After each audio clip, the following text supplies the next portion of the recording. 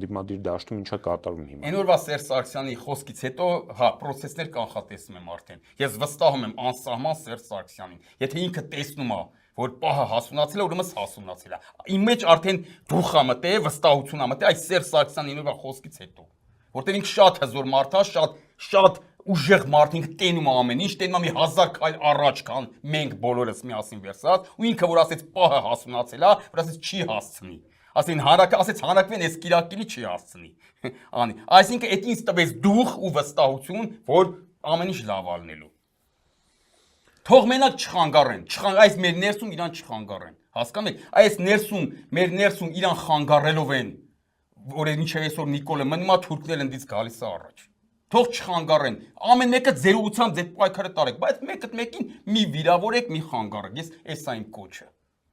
Բայց տեսնում ենք հետևական կերպով այդ կեղծ թեզի տարածումը։ Կեղտո թեզը տենց են պահում էլի Նիկոլին։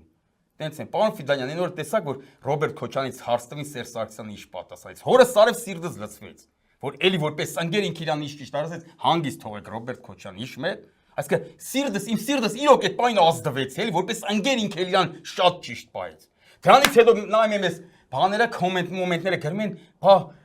էլի կապնում են, բա եթե Քոչարյանին դուք հանգիստ թողեիք, սենց բաներ են գրում, նայում եմ այդ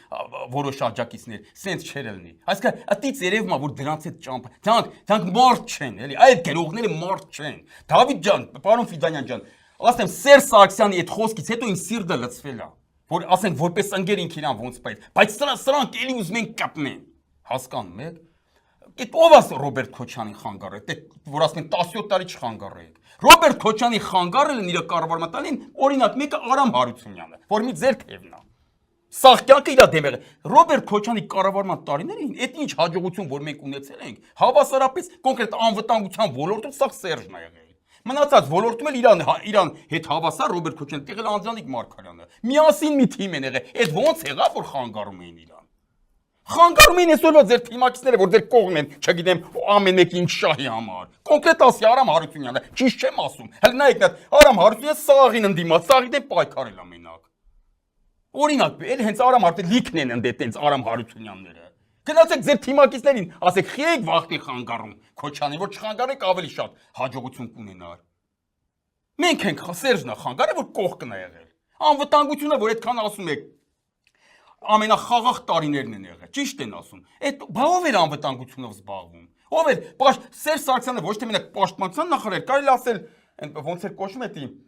ինչ նախարար, որ ուժայինները բան անում, որ այդ վաղ տենց բան չկար, այդ բանը հաստիկը չկար, բայց ոնց որ այդ նախարար, ասկա սա ԿԿԲ-ն էր, ոստիկանությունները ինքն էր սուպեր նախարար չէ, մի հատ ուրիշ ձև էին ասում, որ Վազգեն Սարգսյանը 90-ականներին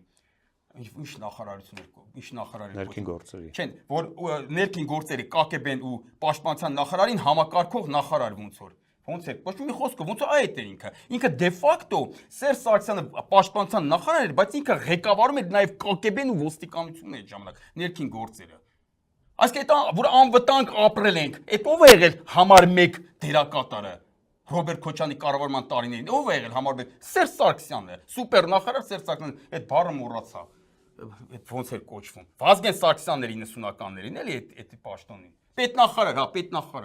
պետնախարար։ Հանրապետական իշխող ուժներ, Անձանիկ Մարգարյանն էլ վարչապետ է, ու ձեզ խանգարել է։ Հասկանում եք։ Այդ առումով Մյուս առումներն է, պարոն Ֆիդանյան ջան, որ մարդկային տեսակը սրանց է։ Փոխանակասենարը մալադեց Սերժին։ Ինչ լավ ընկեր է, էլի, որ ասեց հանգիստ թողեք Ռոբերտ Քոչյանին։